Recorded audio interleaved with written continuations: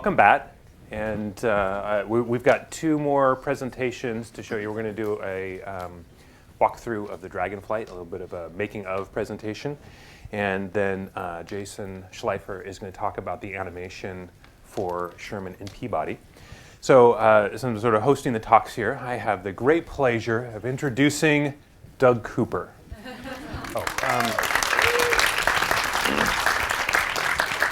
Thank you, thank you. My role at DreamWorks is a visual effects supervisor, and that's really confusing for a lot of people. And it shouldn't be, but it is. And it's usually because it's the same title that they use to describe visual effects supervisors on live action films. And in fact, what I do is actually similar in many ways, except for one key fact, which is typically a visual effects supervisor on a live action film is responsible for everything that doesn't happen in principal photography, namely the visual effects, all the stuff they add to the photography after it's shot.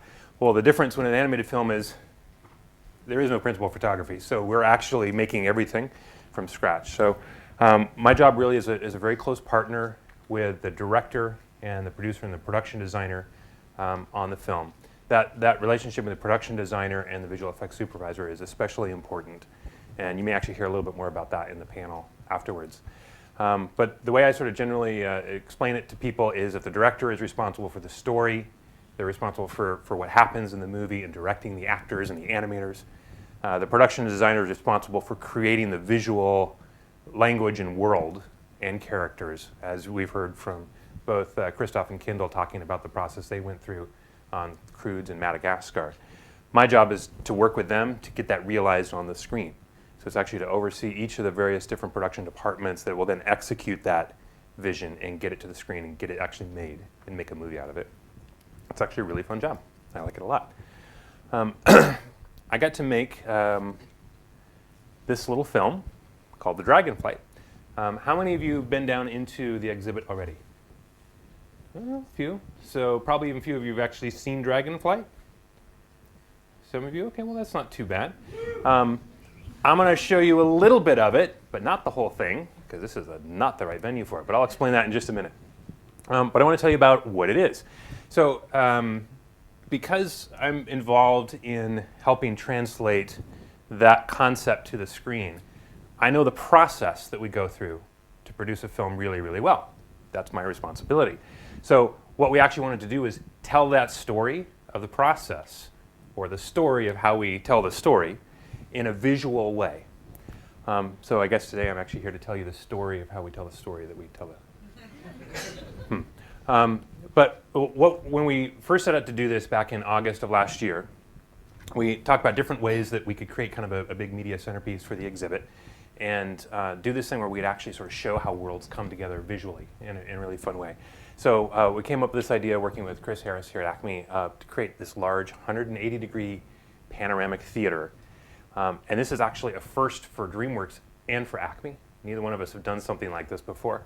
And I'm going to tell you where it all went wrong. The goal that I had for this when we set out to make it was to create this kind of a first-person journey through the world and through the process in a visual and emotional way. And hopefully we've accomplished that. And we'll talk a little bit about what that means as we go through it too. So this is a floor plan of the exhibit space downstairs.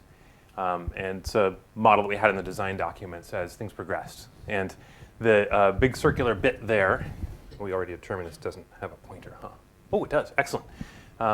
This part here is the Dragonflight Theater. So you can see this big 180-degree screen. You can walk in here and you can stand here. And that's where we make you motion sick. This is a little view from the outside. We've got placement for artwork and stuff on the outside, and this is inside in the screen. So if you want the extra special wow experience, set up here. If you really don't like motion rides and you just kind of want to look at the pretty pictures but you don't want to fall over, plant yourself up against the back of the wall. So I'm telling you all this because I want you to have some context of the challenges that we had in putting this together.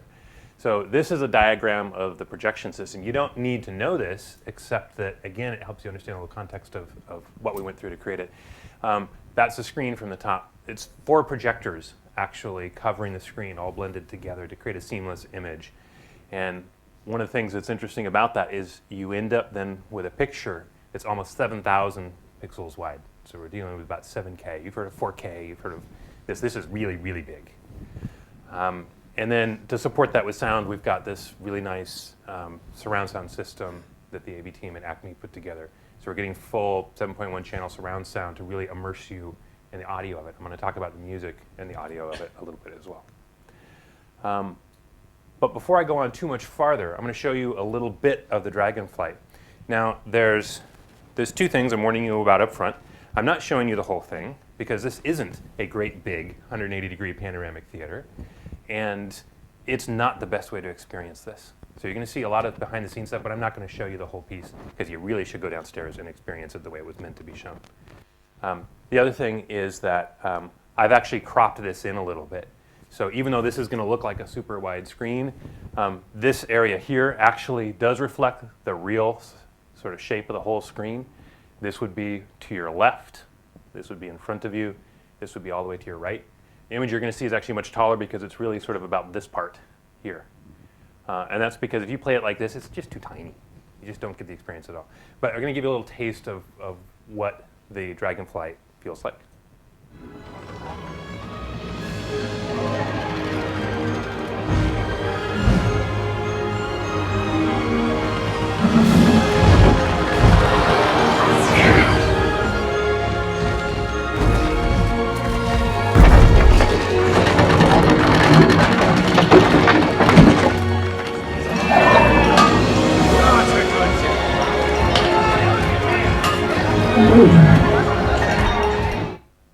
That's it.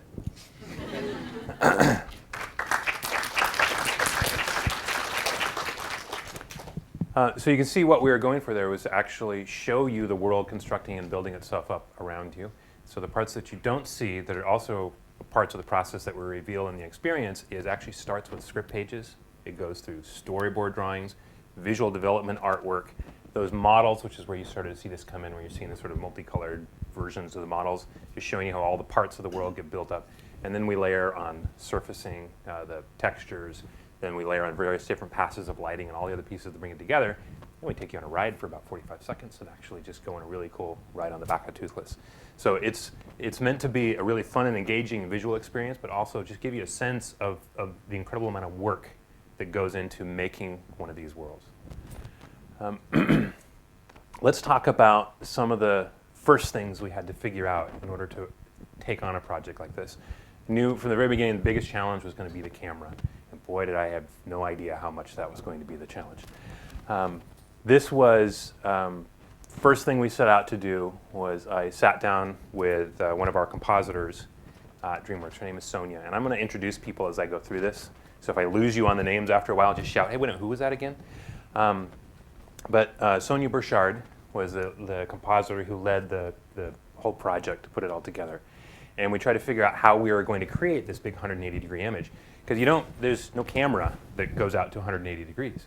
Now, in a physical world, in a live action world, you actually might shoot something like this with a fisheye lens. You can actually sort of get a lens that shoots a very, very wide angle. You can record it to film in the distorted way that it would. And you can actually project it through a similar lens and get something out the other end that actually looks like what the original photography is supposed to look like.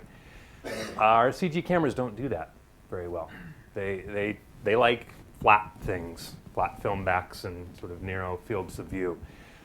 So we had to figure out a different way to approach it.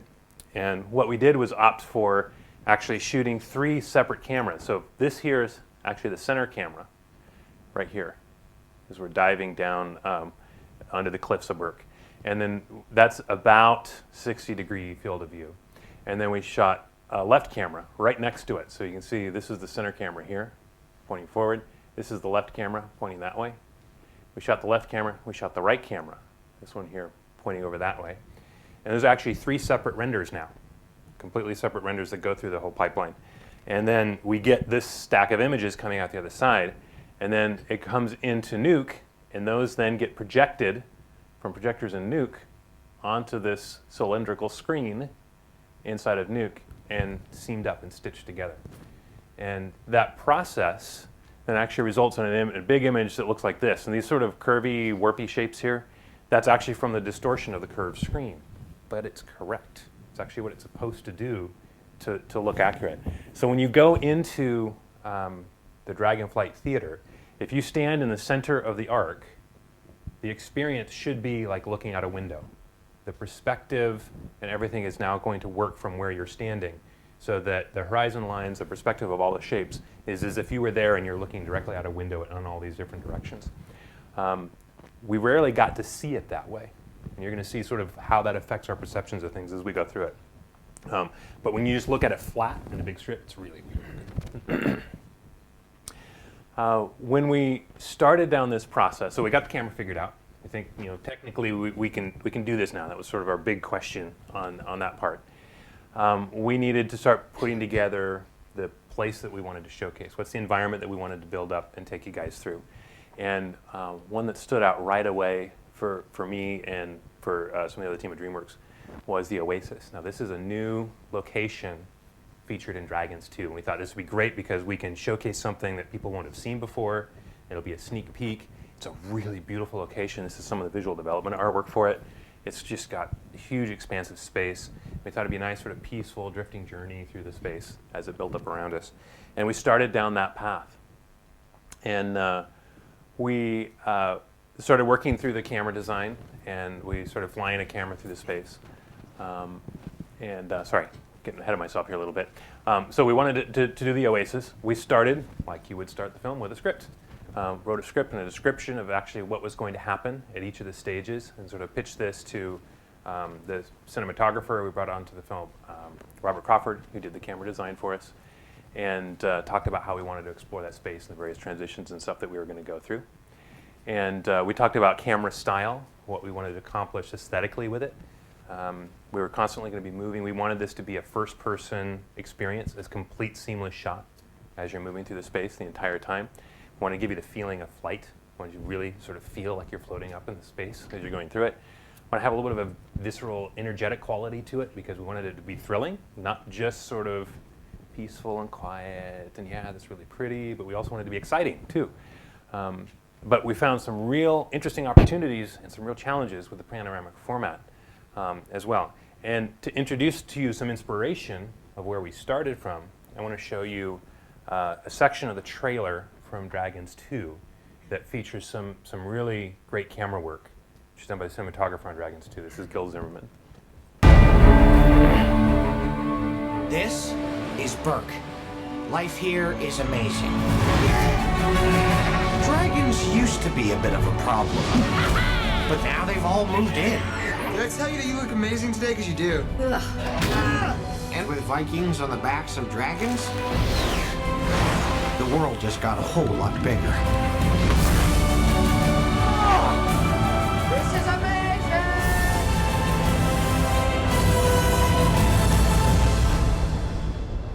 What happened here? What could have done this?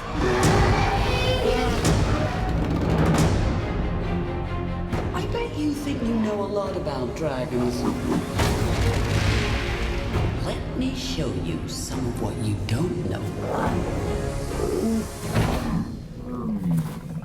Should I know you? No. You were only a babe. But a mother never forgets. Unbelievable. You've been rescuing them.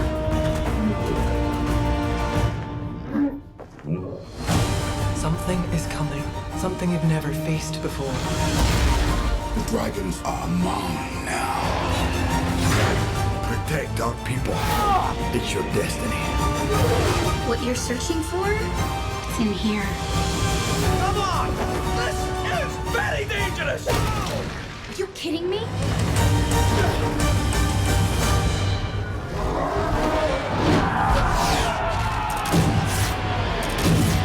Come on, Toothless! Dragons and Vikings! Enemies again! Oh! You know that doesn't wash out.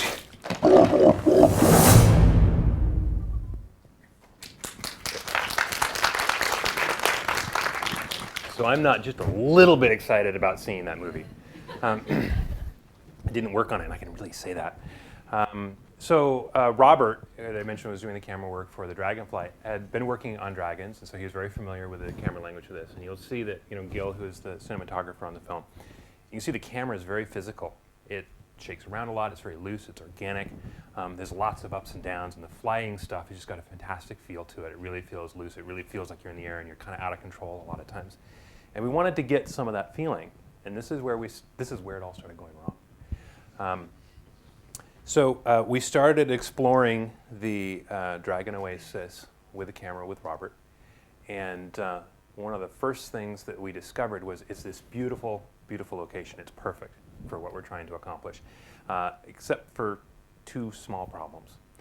One is that it's actually kind of a small space. It looks huge when you see it on the screen, but in fact it's actually just a small sort of circular space.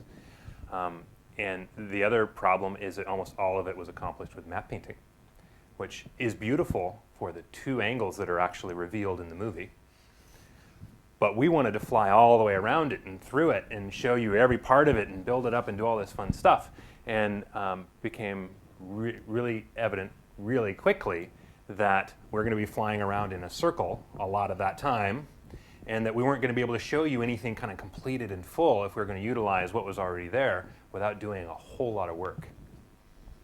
The other thing I forgot to mention is we're making this in a very short period of time. At the same time, the Dragons 2 is in their crunch for delivery. So we started on this near the end of last year, and getting resources off Dragons 2, as you can imagine, is probably very difficult. And these are the people that we need, but they're all making the movie that you guys all want to go see, not this. So we got in there with Robert, and we took a pass at it, and we explored it for quite a while, and we came up with this. I'll just tell you right up front, this is not great. This is our take at sort of flying a camera through the space, and then we took it into editorial, and we played with some different ideas about how to visualize what the transitions and the build-ups and stuff would be like. And so you'll see different color versions of this patched together, and we're kind of constantly going from rough to final and back to rough again and stuff like that. But I'll let it play, and I'll kind of explain a little bit as we go. So we figured out that we wanted to start with a script, and we started blocking in some of those ideas. We also laid in a rough music track very early on. Music has been an absolutely huge part of this, and I'll talk a little bit more of that later as well. So I just put these in as stand-ins to talk about, okay, we're going to have some storyboard sections here. These are just sort of quick, rough boards I just grabbed off the intranet at the studio. And then we have this approach where we're coming towards Toothless. Now, he really doesn't look like that when we animate him. That's, yeah. So the idea is here, by now, we sort of revealed that it's this beautiful lit area because, this angle is finished, and it actually looks good. This is Previs, so it's all very rough at the moment. But then as you get close to it, well, we can't keep looking at the finished version anymore, so we start peeling it back. That's great. We'll build it up, we'll tear it down, we'll build it up again, and we'll kind of use what's there and not require us to redo everything. So let's pan off of that, and we'll pan into just a model version of it. We'll fly through with that for a little while, have some of the dragons around there. And then this part's built out. So we'll fly into that, and it'll actually be fully lit. Again, it'll be really cool. It'll show the different space, and then we'll come out of that lit section up, but maybe we'll do matte painting here because that part works there. And we'll add this piece of geometry, we'll flow that in there, and we'll get these dragons down. That'll be really cool. And then we'll have these dragons come in and fly under us, and well, we'll go back to the model version because that's not done yet. But we'll have this really cool camera move and fly through and chase and everything. And that'll be cool. That'll be cool. And then we'll sort of come back up, and it's going to be some part that'll get finished here soon. You know what? We get on the other side and we look back. That's pretty much done. We can use that. Awesome. Good. So we'll use that, and we'll have this great climax where we go towards that stalactite in the center, and we see that sort of opening, and we'll shoot right through it. We'll thread the needle in. It'll be awesome. Except it wasn't. It was actually kind of crap. And we looked at it, and we were trying to do this as efficiently as we could and not sort of do too much with it. And it was just a jumbled mess. And I remember looking at this, and this is when the voice comes in. And I'll tell you a fun little story. I have a book on portrait photography, and it's by a famous a fashion photographer, does very creative work. He has a whole chapter in this book dedicated to the voice inside your head. And when I saw the chapter in the book, I said, oh, this is cool. This is going to be about his muse, his inspiration.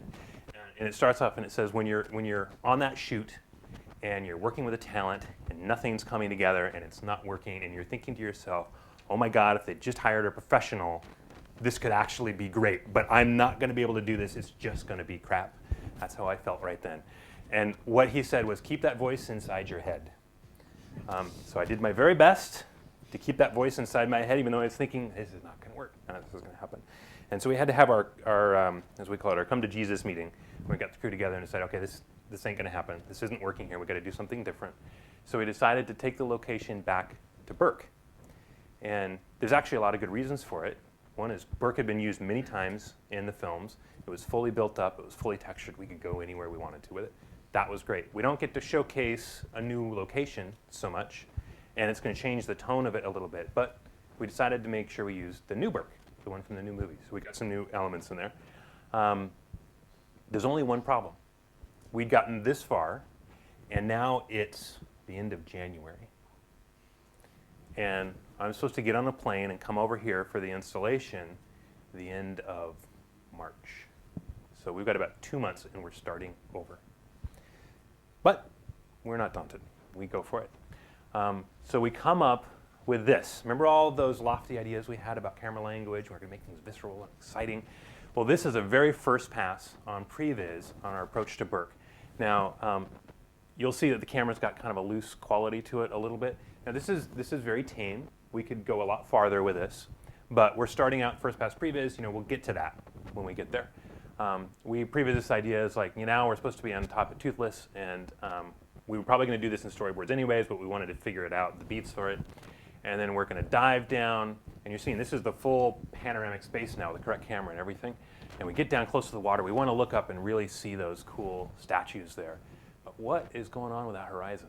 That's just kind of weird. But I'm sure, I'll bet it'll look fine when we see it in the theater because it's going to work physically. We figured all that out.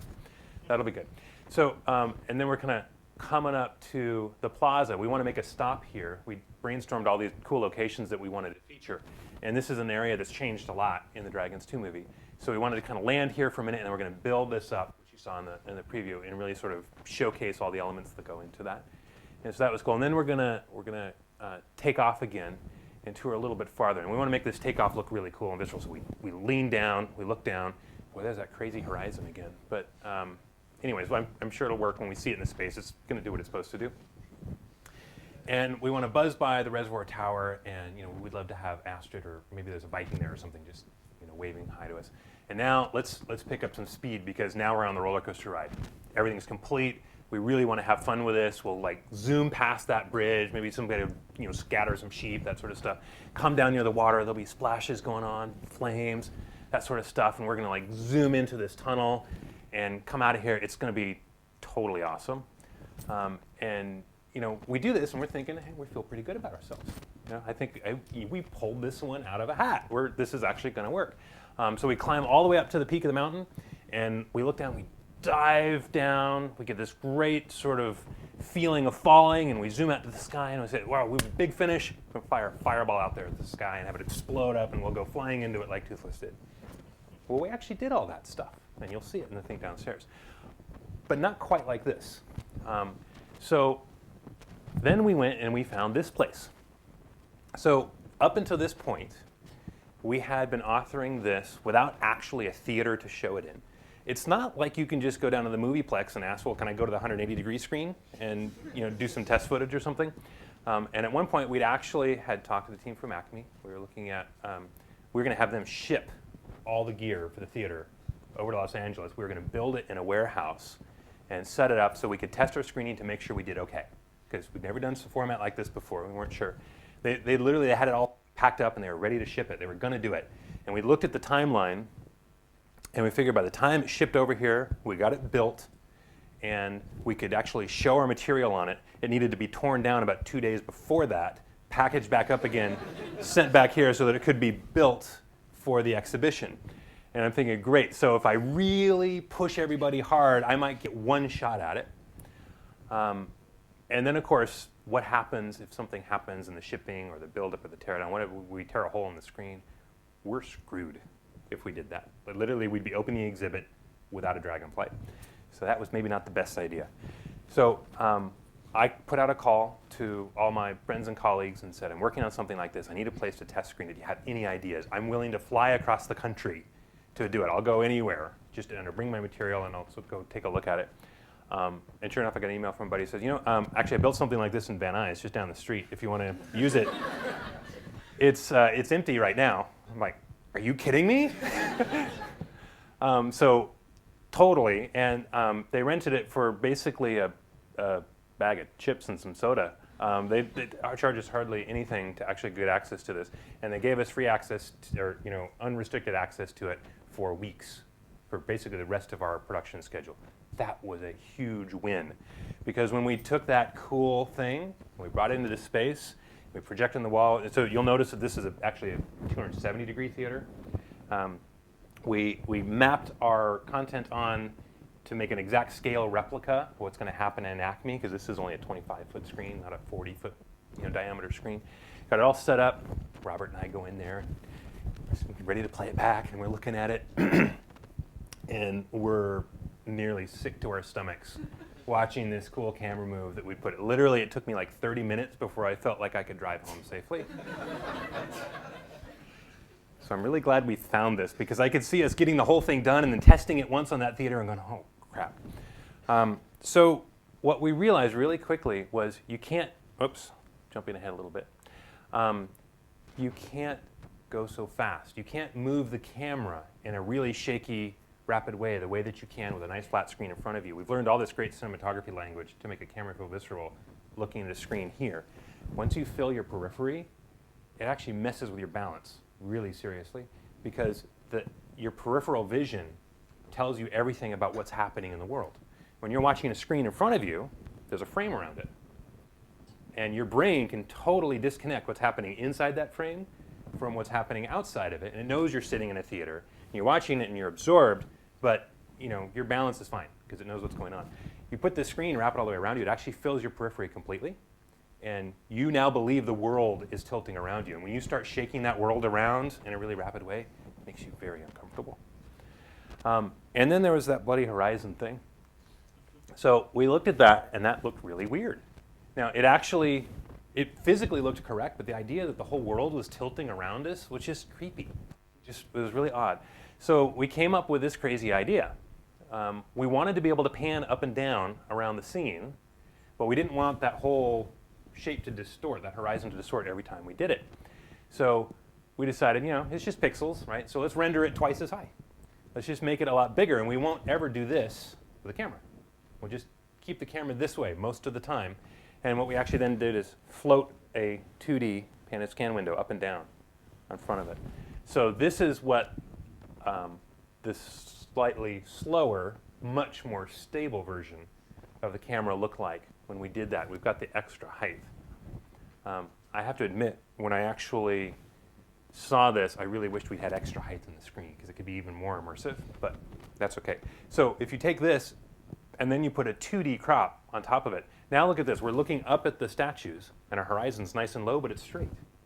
And now as we lift up and we approach the plaza, it looks like we're tilting the camera down, but the horizon's not going crazy. It's not warping and bending around us. It stays nice and flat. So we can actually get that control by doing a 2D camera move on top of a 3D camera move to do that. I showed this to my colleague who had built that theater and showed me where I could get access to it, and sort of asked for his advice because he'd worked on these kinds of projects before. And he looked at this and he says, I wish I could do that. He's shot a lot of stuff in 360 degrees with live action cameras, and you can't do this.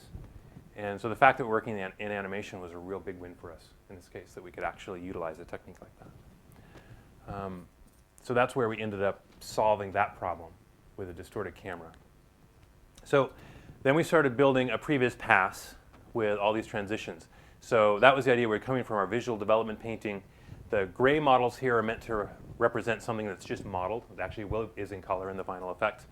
And then we started blocking in really crude approximations of how these environments would build themselves. So we had the hangar coming in, town over to the left. We'd come up and we'd approach into the plaza, and we do this sort of like, cheesy video toaster effect that reveals the plaza, but you get the idea. We were going to build this up in pieces, and it's starting to come together. I'm feeling a little bit better now. The voice inside my head is sort of calming down. And the color here is meant to represent when we go to a fully lit and textured version of the film. And so we've got someone standing up here who's going to give us a wave now. And at this point, we actually wanted to do the build again on the hangar here. And we go into lighting just about now, and then we dive over, and we still had this great sort of slower but still pretty fast dive coming in under here and back up through the space. And at this point, things were feeling pretty good. So we go back out to our panoramic theater, but as we look at it again, it's still too bloody fast. It's still really overwhelming, and it makes you nauseous. Introduce Astrid. I gave it away earlier. I said Astrid was sitting up on the reservoir. Well, it wasn't actually Astrid when we first started out. It was just any random Viking dude. Maybe he was cleaning the reservoir, I don't know what he was doing up there. But then we thought, we don't want to give all this up. If we slow everything down, it's going to be really, really boring. We're going to lack that sort of fun physical experience. So what do they do in theme park rides? They don't all just drift slowly through the space like that. They're really fun and exciting. What they do is they give you something to look at. So we decided, let's make this a chase. And so we introduced Astrid flying on Stormfly up in front of us. And this is just the previs, obviously. This is not animated. Jason's over there cringing. But we're now giving ourselves something to look at. We've also slowed the camera down a little bit. In fact, we found that when we did both of those things together, we slowed the camera down and we gave ourselves something to look at, then it was actually too tame. It wasn't that exciting anymore. So we actually ended up going faster than this. But once you had something to draw your attention, we could do a lot more with the camera because you kept focused and what was going on in your periphery didn't freak you out as much anymore. So we got a lot more freedom with that.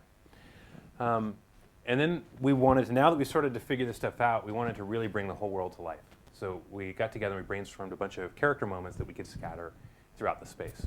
So I'll go through some of those. So on our first approach to the plaza, we just wanted a natter to come in and kind of introduce us to the space. We actually used it as a way to direct your eye to the plaza because you just finished watching the hangar, so we have the natter swoop in and land. And that brings you over to that point there where we start the epicenter for building up the plaza area. It actually starts here. Sorry, this is just the forward camera. We had this fun idea to have fish legs there carrying these sheep, and we'd buzz by him and he'd duck and drop them. And then we wanted to introduce Astrid, set her up for the chase later. So we replaced Random Dude with Stormfly and Astrid and had her greet us and actually wave to us as we go by. And then she sort of takes off around us and she rejoins us later. This is one of my favorite bits for this one reason. I went down to the Dragonflight Theater on the opening of the Kids Gala, and they have a whole bunch of kids in there coming in to see the Dragonflight and everything. There's a group all spread out, and when this beat happened on the screen, and Astrid goes, "Hey!"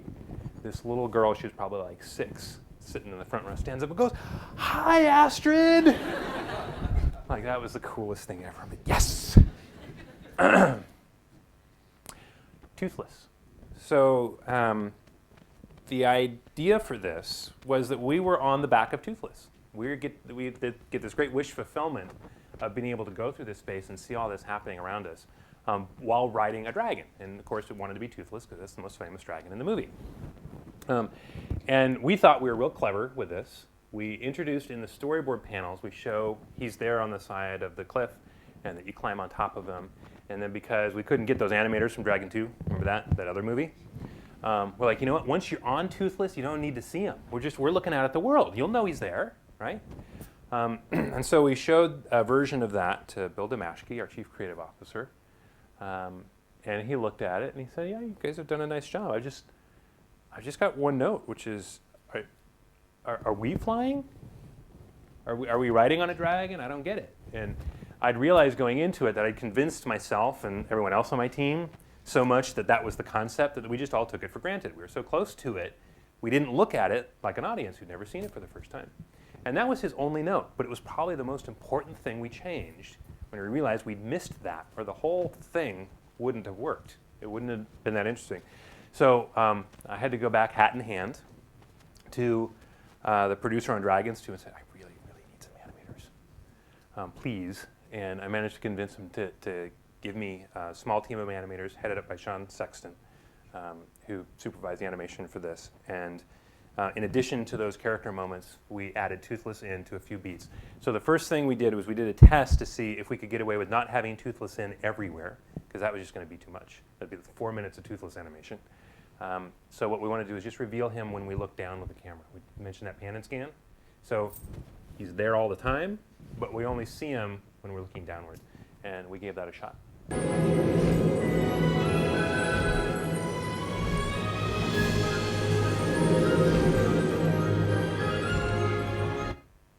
We went and we looked at that and yes, it works. It actually came together really nicely, and we felt we could get in and out of it pretty quickly and that you would generally believe it. So we thought that was actually going to work really well. So we scattered Toothless into a variety of different places within the film. And there was one beat at the end where we have this big steep dive, you saw it in the previs, where you dive down towards the sand and you go out to the ocean and kind of fire a big fireball. And this is what it looks like without Toothless in it. So kind of roller coastery, but really, yeah, you just put your arms out and it must be you flying, right? So we added Toothless, but again, we're trying to be super economical here because we have very limited animation resources. And so I kind of pitch it to the producer on the movie. It's like, we're just going to use it for little bits. Let's have him just for the down shot, and then as the camera starts to look up, we'll lose him. We won't see him. And I saw that, and I was terrified and excited at the same time because I thought, you know what? It looks really cool that we have Toothless in there, and then we totally buy it. But it's completely not working that we lose him, and he doesn't carry us all the way through the experience. I literally got into a stare down with a producer on Dragons 2 over this. And I remember it was Friday afternoon at 1 o'clock, and I was already supposed to have given all my animators back to him. And we had looked at this, and we saw this version of it, and I knew we really needed to have Toothless all the way through the rest of the film. And I was telling him, we just need a little bit more. And he's like, you've taken too much already. I can give you no more.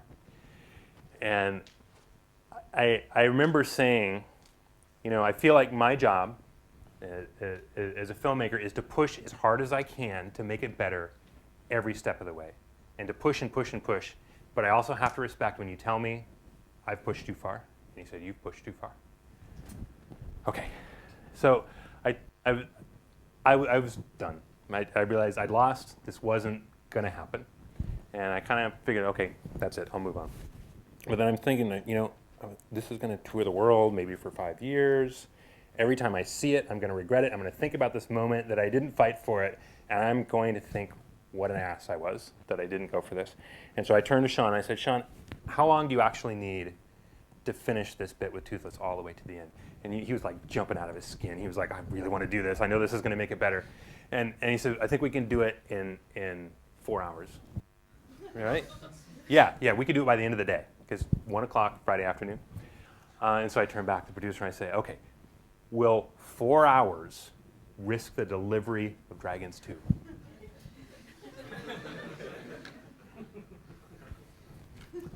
Four hours. That's it. I got my 4 hours.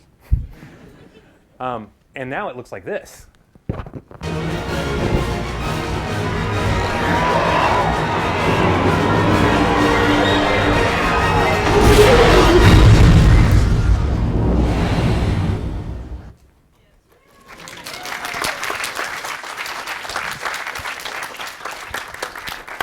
Best 4 hours of someone else's time I've ever spent.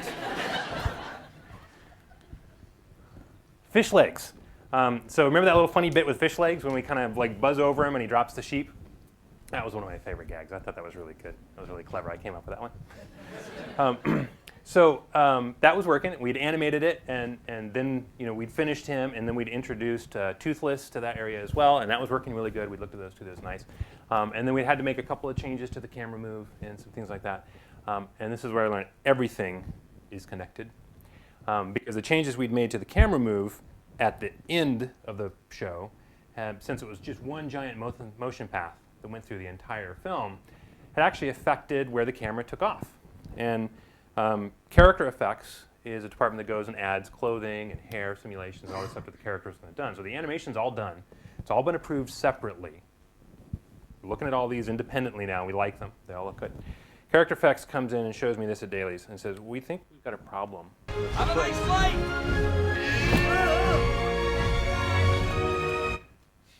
And I thought first thing, well, you know, we could solve that with sound design. We'll just have a big chomp sound as we go through fish legs and it's done. We'll eat him and it'll be fine. Believe it or not, that actually turned out to be one of the hardest things to solve. We experimented with a bunch of different ways. We tried pushing him back, but then he was falling off a cliff. And literally, like, you'd see the gap between him and the edge of the cliff, and that wasn't working. We tried retiming it. We tried not having Toothless in there so early. We tried all these different versions, and it wasn't kind of working. And I was almost at the point where I was going to give up on it, and I really didn't want to give up because it was my idea. But then I sat with Sonia. Remember Sonia, our compositor? And I said, you know, all we really need is for him to be about 60% smaller. And you know, for various reasons, we can't actually do that with our character rigs. You know, we scale them, they break. Or at least in this character rig. And so we sat with her and we brainstormed ways to do it. And she said, well, I think I could do that actually in compositing. So believe it or not, fish legs is 60% smaller than life size, and it's done entirely in 2D, and it worked. Finally worked. So yes, I got to keep my fish legs. How are we doing on time? Uh-oh. Okay. I'll go quickly because I suspect we're a little over. Oh, good. Excellent. Okay, we might have time for a little surprise at the end then. So real quickly, talking about effects. So this is the build effects that we started creating. So this was sitting with the effects department coming up with really fun, creative ways to build all of these pieces of architecture we're going to put on the island. And they came up with this really cool volume-based system where they took all the individual parts of the model and then they would just reveal them by moving a very simple volume shape through them. So I'll show that to you one more time if it'll play. Or maybe it'll just sort of sit there on black. Try it again. Here we go. So what I was really hoping for and what they delivered on beautifully was this feeling of like time-lapse, like you're actually watching them build the space up around them. And so that was their directive, was to go and sort of build things in an order that made you kind of believe that someone actually built it that way. And they did a really great job coming up with a system for this. And then we wanted to showcase the individual parts of each model a little bit more. So we had this concept introduced, which we call the candy color effect. Let's see if I'll get that to play again, or if I've just caused it to lock up. One more. So as each new part comes on, we give it a random color, and then we just slowly fade it into its natural color so that you can see the complexity of everything that's being built up more clearly. And then they did a really nice job of that. Now there's a couple of other builds in the film that they just did with some 2D mats as well. And hopefully you don't even know. But there's a couple big sections of architecture that goes sort of wipe on with interesting mats. And they did a big reveal for the beginning as well, which you can see when you go downstairs. So now we're into lighting. Now, by the way, remember we started that new camera over sort of the end of January. We're supposed to be due at the end of March.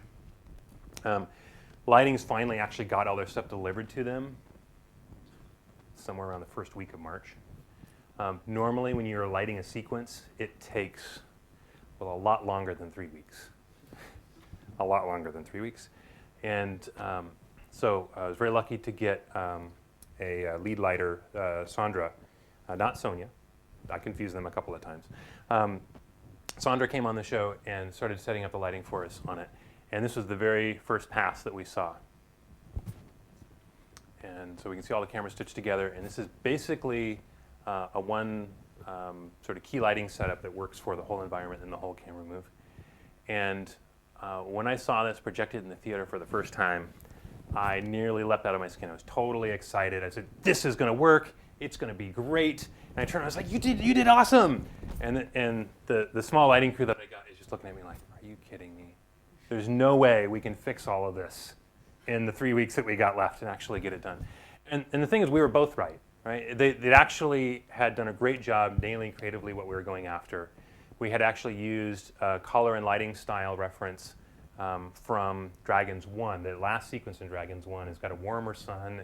It's a lot more vibrant than when this location actually appears in Dragons 2. And that's sort of the cheery quality that we wanted to go for in this piece. And they were there with that. The problem was, as you can see, there's lots of technical artifacts and technical issues and stuff like that. That stuff takes a long time to solve. And so they were terrified about the time that we had left. So we had to really carefully work with them and all the upstream departments just to prioritize stuff. And it was actually a really difficult long haul. And it took us a long time to deliver it. To help us with that, I want to showcase a little bit of the work from the matte painting department. So what you just saw there included the matte painting elements in the renders. But this is matte painting alone. So you can actually see how much of the island of Berk is actually just a painting. And it's all projected onto 3D geometry. So it moves dimensionally and it has a great sense of depth and space to it. But this is all painstakingly painted in Photoshop by our matte painting artists. Luckily, we were able to reuse a lot of the work that had already been done for the film. But we did reveal several sections that needed finishing work. But that helped us tremendously to sort of take some of that burden off lighting, was to tackle all that stuff in the background there. I want to talk a lot about music and sound. We spent all this time on the visual, and the music and the score and the sound effects were a huge component of making this an immersive experience. So one of the things we tried to really do in sound design was to direct your eye, because you're dealing with this giant 180-degree screen. Where are you going to look? You know, a lot of people just look at the front, and maybe you get a sense of feeling from the periphery being filled in.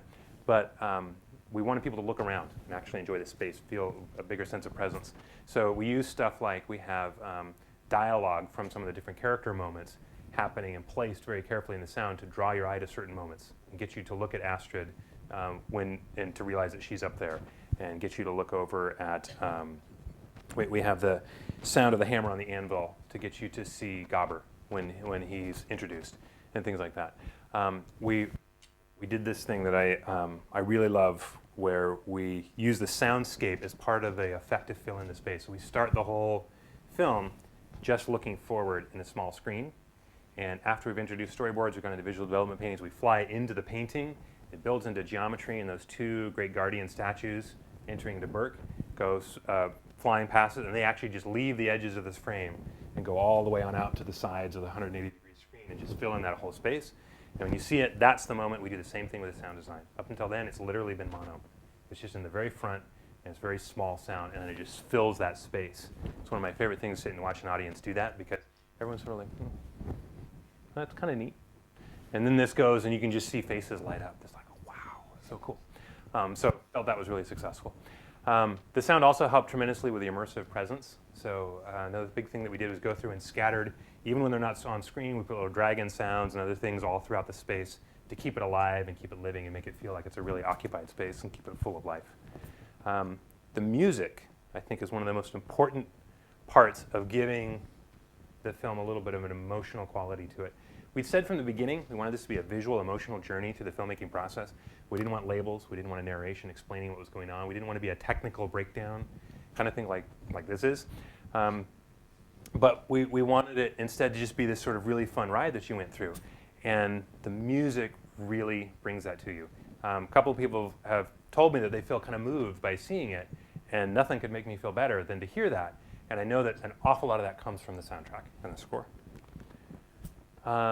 We talk about like getting it done and some of the stress of that. There was a point, and this is another thing that earned me some infamy from the producer on Dragons 2. So this is our little Acme project. There was a point in which we were taking 22% of the rendering budget of Dragons 2. That was larger than any other lighting team on the show by a significant factor. But let's move on. The rendering did not stop when I left.